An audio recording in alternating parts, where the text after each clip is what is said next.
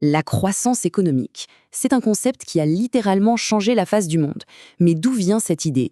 Et question encore plus importante, comment est-ce que ça continue? Pour essayer de comprendre tout ça, on va se plonger dans 250 ans de réflexion pour tenter de percer l'un des plus grands mystères de l'économie. Regardez bien ce graphique, c'est assez fou, non? Pendant presque toute l'histoire de l'humanité, l'économie était plate. Il ne se passait quasiment rien. Et puis il y a 200 ans à peine, quelque chose d'incroyable se produit. Une véritable explosion de richesse, une fusée qui décolle et qui va tout changer. C'est un phénomène très récent qui a commencé dans un coin du monde, au Royaume-Uni, avant de se propager. Alors voilà les deux questions au cœur de notre exploration. Qu'est-ce qui a bien pu allumer la mèche et comment entretenir cette flamme? Pour y répondre, on va faire un petit voyage dans le temps à la rencontre des esprits brillants qui se sont penchés sur ce mystère. Allez, on commence par le tout début. Bon, on y est. Premier arrêt, 1776. On retrouve Adam Smith, souvent considéré comme le père de l'économie moderne. Il est vraiment le premier à se poser la question de manière systématique. Mais d'où vient toute cette nouvelle richesse? Pourquoi certaines nations décollent-elles soudainement alors que d'autres restent au sol?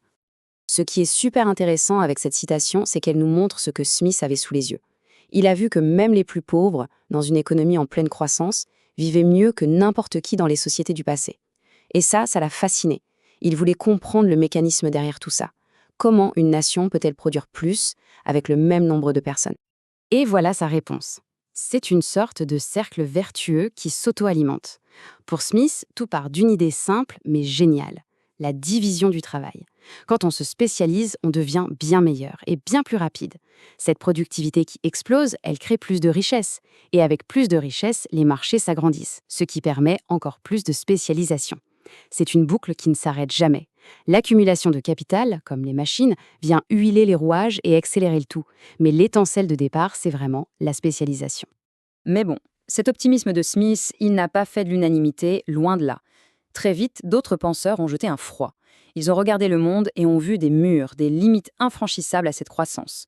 On les a appelés les économistes de la science lugubre. Ça pose l'ambiance. On a deux visions, mais le résultat est le même, ça finit mal. D'un côté, il y a Malthus. Pour lui, c'est simple, dès qu'on est un peu plus riche, on fait plus d'enfants. Le problème, c'est que la population augmente plus vite que les ressources. Résultat, retour à la case départ, la misère pour tous. De l'autre côté, on a Ricardo. Son raisonnement est un peu différent. Il dit que pour nourrir tout ce monde, on va devoir cultiver des terres de moins en moins bonnes. Ça fait grimper le prix de la nourriture et ça ronge les profits des investisseurs. Au final, plus personne n'investit et la croissance s'arrête net. C'est ce qu'il appelle l'état stationnaire. Allez, on avance dans le temps pour rencontrer la vague suivante de penseurs. Et là, on a une idée encore plus radicale, presque paradoxale. Et si la croissance et la crise n'étaient pas des opposés, mais les deux faces d'une même pièce? Pour des gens comme Karl Marx et Joseph Schumpeter, le capitalisme est une machine instable par nature. Pour Marx, la compétition pousse les capitalistes à remplacer les humains par des machines pour faire plus de profit. Sauf que pour lui, c'est le travail humain qui crée la valeur, donc moins de travailleurs, moins de profit, et paf, la crise. Schumpeter, lui, voit un autre type de cycle. Un entrepreneur a une idée de génie, il innove, il devient riche, mais il est très vite imité. Du coup, les profits s'effondrent pour tout le monde, c'est la crise, jusqu'à ce que la prochaine innovation vienne tout chambouler à nouveau. Et c'est justement Schumpeter qui nous a donné cette expression absolument géniale, la destruction créatrice. L'idée, c'est que la croissance n'est pas un long fleuve tranquille. C'est un ouragan permanent où le neuf vient constamment détruire l'ancien pour pouvoir exister. Une idée qui, on peut le dire, est plus pertinente que jamais aujourd'hui. Après la Seconde Guerre mondiale, le climat intellectuel change complètement. Fini de simplement décrire le chaos.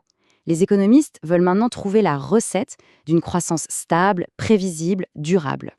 À cette époque, le grand défi, c'était ce qu'on appelait le problème du fil du rasoir, un concept développé par les économistes Harrod et Domar. L'idée, c'est que l'économie capitaliste était hyper fragile, toujours en équilibre instable. Un tout petit peu trop d'investissement et hop, c'est la récession. Pas assez et c'est l'inflation qui s'emballe. Bref, une croissance stable semblait presque un miracle. Et attention, ce n'était pas qu'un débat théorique. On est en pleine guerre froide. Quand le dirigeant soviétique Nikita Khrouchtchev lance cette phrase célèbre aux Occidentaux, comprendre et maîtriser la croissance économique devient un enjeu géopolitique majeur. Il fallait absolument trouver une réponse. La solution va venir d'un économiste du MIT, Robert Solow. Et son coup de génie, c'est de montrer qu'un tout petit changement dans les hypothèses de départ peut tout changer. Harrod et Domar pensaient que capital et travail étaient complémentaires, comme les deux ingrédients d'une recette qu'on ne peut pas changer. Solow, lui, dit « et s'ils étaient substituables ?» si on pouvait remplacer un peu de travail par un peu plus de machines et inversement. Et juste avec ça, il résout le problème. L'économie devient capable de s'ajuster toute seule pour retrouver un chemin de croissance stable. Le modèle de Solow, c'est une avancée immense. Il donne un cadre pour une croissance stable et il prédit même que les pays pauvres devraient logiquement rattraper les pays riches. Sauf qu'il y a un hic, un énorme hic. Le modèle montre que la plus grande partie de la croissance ne vient ni du capital, ni du travail, mais d'un truc un peu flou, un résidu, le progrès technique. Et le modèle ne dit absolument rien sur l'origine de ce progrès. C'était un facteur exogène, une sorte de magie qui tombait du ciel sans qu'on sache pourquoi. C'est ce grand mystère qui va devenir l'obsession des économistes à partir des années 80. L'objectif était clair, il fallait rendre la croissance endogène, c'est-à-dire expliquer ce fameux progrès technique depuis l'intérieur même du système économique. Il fallait ouvrir la boîte noire. Et cette quête s'est faite par étapes.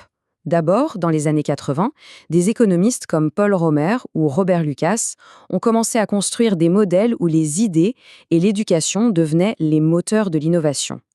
Ensuite, dans les années 90, Philippe Aghion et Peter Howitt ont brillamment remis au goût du jour les idées de Schumpeter sur la destruction créatrice.